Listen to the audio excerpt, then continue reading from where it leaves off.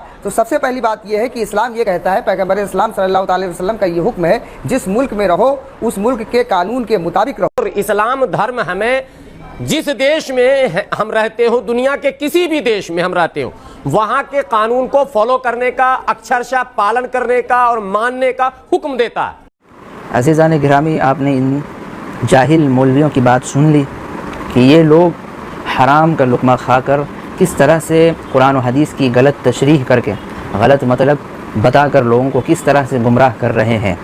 یعنی جو باطل طاقت ہے ان کو قرآن کے ذریعے سے ان کی تائید کر رہے ہیں یہ لوگ کہ آپ ایسا کیجئے، قرآن و سنت میں ایسا ہی کہا گیا۔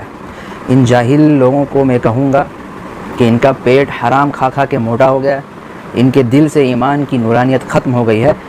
یہ کہہ رہے ہیں کہ حدیث پاک میں آیا ہوا ہے کہ تم جس دیش میں رہتے ہو اس دیش کے نیم کا پالن کرنا ہوگا۔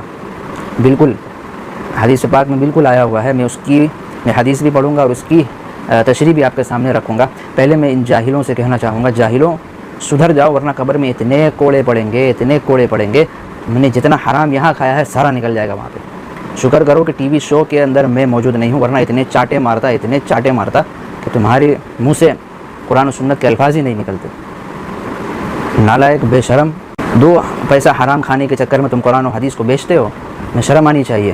عزیزان گرامی، یونیفارم سول کوڈ کو لے کر نیوز چینلوں کے اندر ڈیبیٹ اور بحث و مباحثہ کا ایک ماحول بنا ہوا ہے۔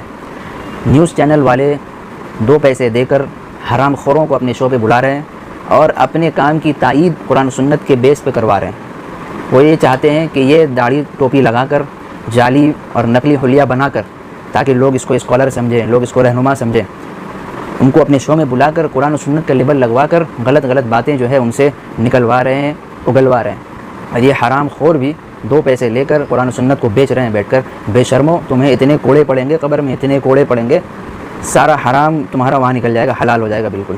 ٹی وی شو والوں کو چاہیے کہ اگر آپ کو واقعی میں کچھ نالج لینا ہے کہ اسلام کیا کہتا ہے نہیں کہتا ہے، تو صحیح آدمی کو بلائیں، معتبر علماء کو بلائیں، مستند علماء کو بلائیں۔ یہ جھولا چھاپ کو کیوں بلاتے ہیں؟ اور اسلام کو بدنام کرنے کا ایک جو ہے ان کو موقع دیا جاتا ہے۔ عزیزان گرامی، یونیفارم سول کوڈ کے نام پر جو ایک بحث و مباحثہ لوگوں کے اندر چل رہا ہے، اصل میں بات یہ ہے کہ صحیح بخاری کے اندر حدیث پاک موجود ہے۔ حضرت انس بن مالک رضی اللہ تعالیٰ عنہ خود روایت کرتے ہیں کہ آپ علیہ الصلاۃ والسلام نے ارشاد فرمایا تھا ان سے، اسمعوا واطیعوا، کہ تم سنو اور اطاعت کرو۔ وَإِنِ اسْتَعْمَلَ عَلَيْكُمْ عَبْدٌ حَبْشِيٌّ كَانَ رَأْسُهُ زَبِيبًا، کہ تم سنو اور اطاعت کرو گرچہ تمہارے اوپر حبشی غلام حاکم بنا کر مسلط کر دیا جائے اور اس کا سر جو ہو ایک کشمش کی طرح ہو۔ اس حدیث کے اندر محدثین ہے، اگر حکمران عوام سے کسی چیز کا مطالبہ کرتے ہیں یا کسی کام کے اوپر عمل پیرا ہونے کی ان کو تلقین کرتے ہیں، تو بالکل ہونا چاہیے، ان کی بات ماننی چاہیے، چاہے وہ حاکم دکھنے میں غلام معلوم ہوتا ہو۔ یعنی اس وقت غلام کی کوئی حیثیت نہیں ہوا کرتی تھی، گرچہ اگر بے حیثیت غلام کو بھی اگر حاکم بنا دیا جائے تو اس کی بھی اطاعت ضروری ہے جب وہ حاکم کے درجے میں آ جائے، جب اس کی حکومت آ جائے۔ تو اسلام نے یہ بتایا ہے کہ ما سوا ان امور میں، جن امور میں اللہ کی معصیت نہ ہوتی ہو، ایسے کاموں میں حکومت کا ساتھ دینا ضروری ہے اور لازم ہے۔ تو اس سے پتہ یہ چلا کہ یہ جو یونیفارم سول کوڈ جو ہے یہ تو بالکل اسلام کے خلاف ہے، اسلام کے قوانین کے بالکل خلاف ہے۔ گویا کہ یہ قانون اسلامی قانون کو ختم کرنے آیا ہے، اسلامی قانون کا جنازہ نکالنے آیا کہ قرآن و سنت صرف کتابوں تک ہی صحیح اور قانون چلے گا دیش کا۔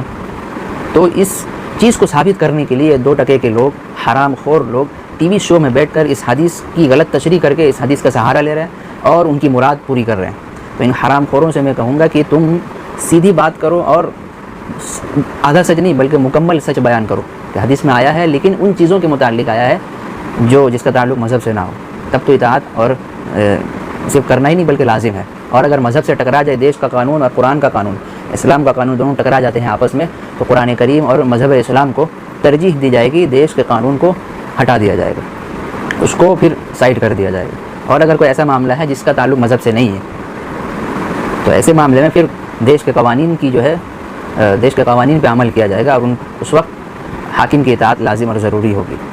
تو یہی باتیں ہیں، لیکن یہ لوگ غلط طریقے سے قرآن و سنت کو بیچ رہے ہیں تاکہ ان کا گھر چل سکے، تاکہ ان کی زندگی گزر سکے اور یہ عیاشی کر سکے۔ ہر بار ان لوگوں کو جو ہے ٹی وی شو والے بلاتے ہیں اور بکواس کرواتے ہیں ان کے پاس سے. ان کو شرم آنی چاہیے کہ ان کی آخرت میں کیا بنے گی. تو بہرحال خلاصہ یہ ہے کہ یونیفارم سول کوڈ مسلمان کبھی ایکسیپٹ کرنے والا نہیں ہے. ہم اپنے مذہب میں اپنی شریعت میں کسی نئے قانون کو نہیں گھسائیں گے. ہاں اختلاف رائے ہر زمانے میں تھا, ہر دور میں رہے گا اختلاف, لیکن وہ بھی قرآن و سنت کے بیس میں ہے اختلاف. لیکن کسی دوسرے قانون کو ترجیح دینا, قرآن و سنت کو پس پشت ڈال دینا, یہ اسلام اس کی اجازت نہیں دیتا. اللہ تعالی ہم سب کی حفاظت فرمائے ایسے ناپاک قانون سے اور ایسے ناپاک لوگوں سے, حرام خور لوگوں سے. ان سے بچ کے رہیے, ان کی باتوں پہ یقین نہیں کرنا ہے.